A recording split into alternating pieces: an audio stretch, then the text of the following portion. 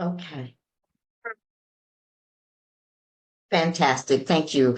Hi, everybody. Congratulations, first of all, to all the people who are under a year, under 90 days, wherever you are in your sobriety, those that announced themselves. That's awesome. I'm happy for you.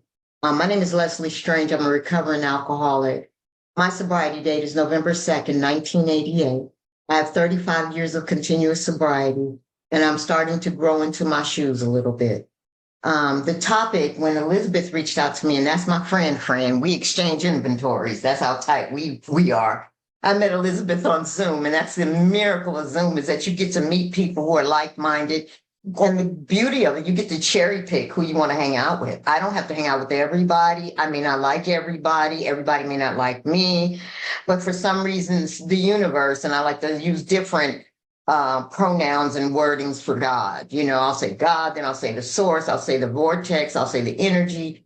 Just hang with me and I hope you understand who I'm speaking of or what entity I'm speaking of. But you get to cherry pick people who build you up, that you could build up, that build each other up. And I call it the long walk home. And nobody, when we were in elementary school, nobody really liked to walk home from school by themselves. You usually had your crew. Remember, you had your best friend you pick up, or you pick up, yeah, Tyler. You pick up kids along the block along the way, and by the time you get to school, it's a gang of you guys, or you just had one good friend. But I call this the long walk home because eventually we're all going to walk home, and I don't want to walk home alone. And I try not to have anybody walk alone or let them know that somebody will walk with you. So thank you, Elizabeth, for asking me. Elizabeth asked me of a topic, and the topic that I'm using today is how free do you want to be? She asked me, I usually go by spirit. What came to mind was that phrase right there. Don't know why. I know I have a sponsee on there. They used to say on here, Alicia, thank you for being here, love. They used to say, how free do you want to be? And when you asked her that question, she said, I want to be loose garment free. I want to be moo free. I want to be able to get off of work after work clothes, take off all those restraints and be free. That's the kind of spiritual freedom that I want to have in these rooms. But freedom comes with a price. Freedom comes with a lot of discipline, a lot of restraint, a lot of errors, a lot of knee scrapes, a lot of fall downs, a lot of head bumps, it comes with a lot. And that's life. If you're an alcoholic like me, I couldn't deal with life on life's terms. I was always finagling, trying to figure out, trying to hustle up on, trying to think on, trying to piece together some stuff. And that wasn't with alcohol and other mind altering substances. That's just how I lived my life. Like for instance, I'm a corporate girl. I come from a corporate world, and if somebody did something or I felt like they were talking about me, I had that, I'm gonna get you back because I'm not a thug kind of girl. But I get you back some kind of slick way. I go into the boss's office and drop a dime or something real shady and persnickety. Never once thinking about principles. I went to Catholic school and they had 10 principles I couldn't follow. And so getting into the rooms of Alcoholics Anonymous in 1988 was 1888, I wish. 1988 was a charm for me because you guys gave me these principles. I'm generally a rules girl, but when you gave me these principles and these steps and you told me they can be done and your goals to aim for to get free. So when I came into the rooms, I thought I was getting freedom from the bondage of drinking. I drank club. I'm a club drinker. I love going to boxing fight parties at clubs. I was a party girl. And of course, when I drink, I got to have some other stuff to accompany me with that. And then I drink more. And I didn't realize my drinking escapades until I got into the rooms and you guys told me, you might want to look at this. I was just trying to get that other stuff off my hands, out my hands. I was trying to shake it loose like it was stuck with glue. And then I came in here and found out I'm alcoholic. You guys made me an alcoholic. I can't stand you, but I love you. You know what I'm saying? You guys pointed out some things in the book that are based on the experience of people who came way before me. And it would hit something in my solar plex, in my spirit. And I'd be like, wow. And then people in the rooms I was in, they would describe and they'd give their own stories and samples. And that made that book come to life. So I wasn't stuck in the 1930s, mid 1930s. I was brought to the 1988s and 2000s and all of that with an understanding of how that could be transferred and communicated in a way that a girl that was 28 years old, who was really just a child in mind and in actions, you guys elaborated on that and you gave me a larger perspective to see who I am and who I'm not. And once I accepted that perspective, I came in one time and kept coming back and we got one white chip.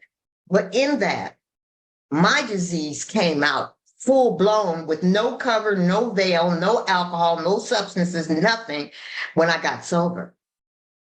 And I was like, well, what kind of twist is this?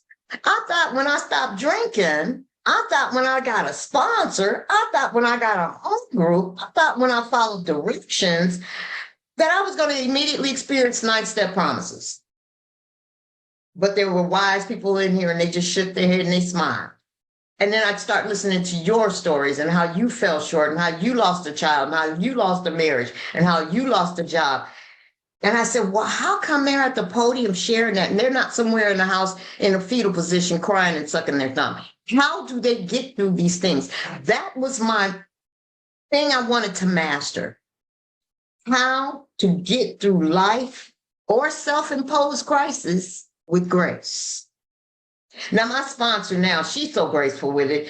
She had 2 brothers die 3 weeks apart. She went through her little grieving period. I call her every day. I say, how are you? Wonderful. And she just does stuff with grace. Or if I tell her about the struggles myself or another sponsor, she says, oh, I'm going to pray for her. And she really means that. For me, I'm like, that's what she get. You know, I haven't gotten there yet.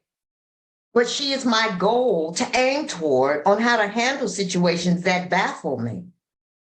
I'm going to talk real briefly because I only got 20 minutes to talk about how I've navigated through some stuff that should have shook my bones, which really did, but it was a combination of grace and staying close to these rooms that kept me from getting drunk.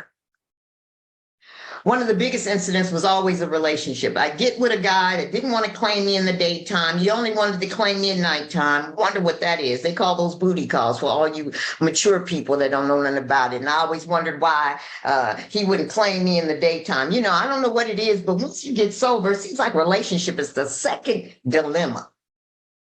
You know, it's the second dilemma for me. And I just couldn't. And I kept running into these guys. I mean, if he had no good tattooed on his forehead, I'd end up with him. The worst alcoholic in the room. And then I get my heart broken. I just get out of his realm, out of his bed, and go to a sober dance. And he's in a corner with another girl, and I'm sitting there crying. And one of my closest friends and one of Ralph White's best friends was Greg Little. And Greg saw me crying in a sober dance when I was couple years old, and he says, I want you to remember how you feel right now. Thinking I'm gonna get some compassion for you. He said, no, I want you to remember not to forget the pain of right now. Maybe, just maybe, you'll stop repeating the pattern. He said something like that. I was like, what kind of twisted sympathy is this, you know? But he was right. So I went on and I hit another hard spot. I ended up getting married in the program. I ended up acting out on the 7 days. I'd done the steps. Well, you know what's amazing to me, and I'm going to say this. People want to be free so bad, they want to rush through these steps. I know what you want. I know you want to hurry up. When you're anxious, you want to get this thing up off you. You want to, got to do my 4th. I got to do my 5th. But the freedom's not there.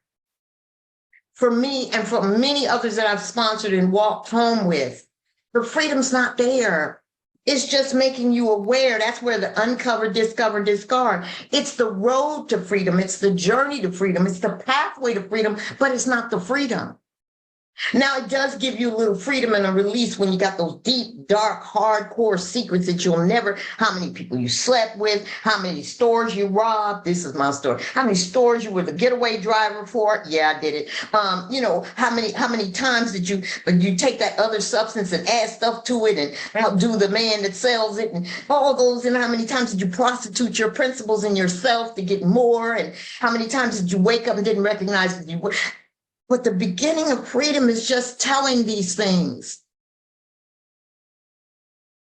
The beginning of freedom is really the step before step 1. It's saying, I got a problem and I don't know what to do. That's the beginning. It's the journey. Then you go to step one, I'm powerless over this substance. That's all I thought it was. And my life was unmanageable. Yeah, I pay bills. Like, no, that's not what it is, Leslie. My thinking is unmanageable because I think it, then I think I have to do it. Doesn't mean that. If I think it, you guys taught me, just because it's a thought doesn't mean that I have to act on it. Patrick, I don't have to act on everything I think about. That blew me away. Level of freedom. Who do I owe to that I have to act out just because I had a bright idea? You know how many people are dead and in jail or relapse or getting drunk now because they had a bright idea? How many bright ideas have you had? Oh, you're in here with me, so they didn't work, obviously. You know. And then I come to understand that not only that, there's a level of insanity that I've been practicing through my life. Crazy. And it's not cute being crazy if you don't know you're crazy. Not you are crazy. Get to know who she is, who he is. This program is sculpted out and shown me and put it on a matted frame picture and say, this what you look like. Remember the commercial? This is your brain. He had 2 eggs in the skillet. This is your brain. This is your brain on drugs. Well, this is my brain and this is my brain untreated. Crazy. But only God can restore me to some civil type of sanity through his spirit. Only God can restore me. So what I've learned is I had to get to know, what does my crazy look like? These are steps to freedom. It's a pathway to peace, a pathway to freedom. Then I had to make a decision. Okay, you go pick a struggle, baby. Either you're gonna stay in here or you're gonna stay in here and stay crazy. Jails, institutions, and death don't mean just because you got drunk. I've seen a lot of people go to jail sober. I've seen a lot of people go crazy sober and have to get locked down. 5150 in California is what they call it. And nothing's worse than a spiritual death. When I'm off the beam. So they say, this is your choice. You either stay in the rooms, go crazy, you go out there and get drunk, or you recover. Okay. So what you going to do about it? Let me see to me, the 3rd step prayer is like a vow. It's a commitment. It's saying to me and another person I take it with, God, I'm going to give it to you. Help me be better. Help me be an example. Help me to show other people the pathway to peace. In fact, I'm so adamant about it. I'm going to connect a 4 to it. I'm going to start writing. Baby, when I started writing that 4th, I thought I was doing something. That first one, woo, it was a doozy. 8 hours with my sponsor, rolling around on the floor, laughing, crying, snotting, ugly crying, giggling. She telling me her dirt. We had a bond because she told me some stuff and we laughed for those 8 hours. But baby, I didn't know I was going to be doing 4-step after 4-step after 10-step or going back to a 4-step because I didn't do a 10-step. I didn't know I was going to be doing this thing because the 5th step in the 12 and 12 is something that guarantees me something. Road to freedom. It says, highly spiritually developed people insist upon running stuff past somebody else. Dog it.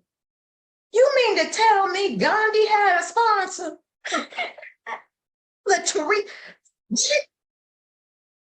So well, that makes sense.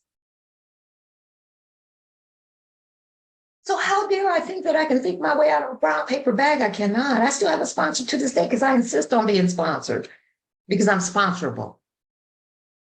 I cease fighting. I don't know everything, even today. And I stick with sponsors till they die, literally. The road to freedom consists of 6 and 7. 6 and 7 are those missteps for me.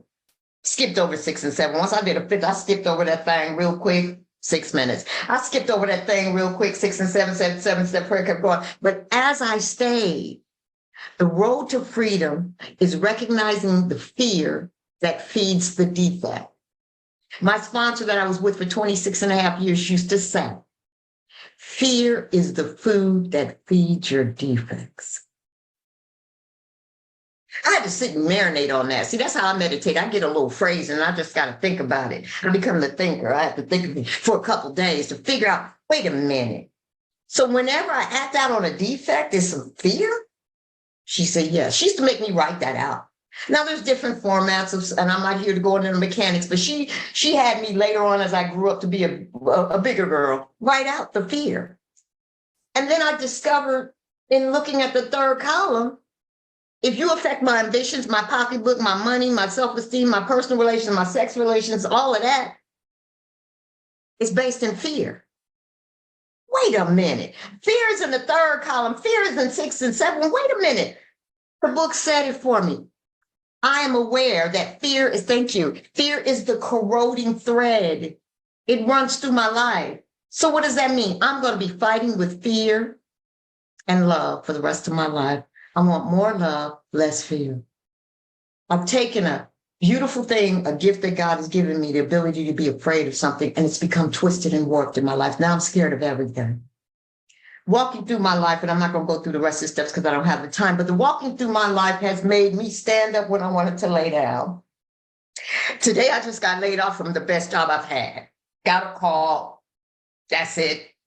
I thanked her.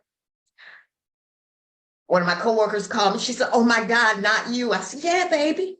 She said, "Well, you need to call her back." I said, "Baby, I can't do that. I walked into this job with style, grace, and dignity. I kind of walked back with style and call those people and show out and destroy their computer and erase all their stuff. I can't do that because you guys gave me some rules, some stuff that, am I affected? Hell yeah. Am I scared? Yeah. But because the walk to freedom has told me, by my own example, that God never drops me off. He never leaves me hanging. Now, my head tells me something different. Well, God's not going to leave me hanging. There's a plan. I don't know what it is. I don't know how it's going to happen. Guess what? I don't have to see around corners today. I just need to remember the times where I've been laid off before, when I didn't have a job before, when I didn't have money to buy my kids Christmas gifts before. And all I could do is go to the Toys R Us and buy the little Hot Wheels and hang them on the trees. I remember having an apartment with my boys crowded into this apartment with a dog and a cat because of an idea I had to move to Georgia with a boy, double digits sober. So everything that I do, I never know who's watching. I'm not just representing Leslie Strange. I'm representing Alcoholics Anonymous. I'm representing my God of my understanding. I'm representing my sponsor before, during, and after. I'm representing all the women in AA, all the men in AA, all the newcomers. You never know who's watching. So I have to keep my head beat. Because these are mixed tears. Because I can't let my head tell me that's it, you're going to die. Because my fear take me to be homeless and be a stripper in Magic City in Atlanta. See, can't linger in fear too long. But after I get off this call, I'm going to call my sponsor. When I got the news, it was 15 minutes before this meeting. I told her, "Thank you, I appreciate you." Well, you got to the end of the week, so my head said, "Don't show up." I'm going to still show up with stars on, baby. And I came into this damn meeting when I didn't feel like it. The program is about doing what you don't want to do and not doing what you want to do, because I have been taught by the best. I've been taught by each one of you. I watch. Be careful what you're doing because you never know who's watching. I tell my people, watch what my feet do. Screw what my mouth say. Watch how I roll with this. And I told that baby, who's my little mentee, she's in her 30s. I said, "Baby, watch how I do this. I'm going to send out thank you email." The lady said, "Well, get the numbers connected." They gave me time to get people's numbers connected and send us all over the folders. I said, "Absolutely. Anything else you need me to do, that ain't me. That is a miracle. The transformation and my attitude, thank you, my attitude and my outlook. I want people and think how free you want to be. You got to do the work to be free. It ain't easy being free, and it ain't easy being me, but you can make your own me." My name is Leslie Strange, and I'm a recovering alcoholic. Thank you. Oh, thank